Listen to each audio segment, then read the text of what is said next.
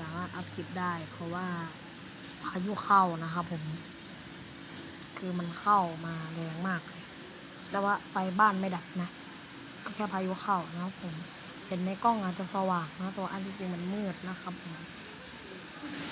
เดี๋ยวผมจะพาออกไปดูนะครับผมเดี๋ยวนะเดี๋ยวผมจะพาออกไปดูนะครับผมนี่ไงน้ำท่วมนะฝนมันตกนะครับผม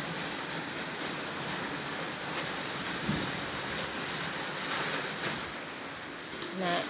คือมันอาจจะไม่ตกแรงมากไงแล้วมันก็ตกนั่นแหละนะครับผมก็ซึ่งวันนี้ผมไม่สามารถอัดคลิปเกมตอนนี้ได้นะครับผม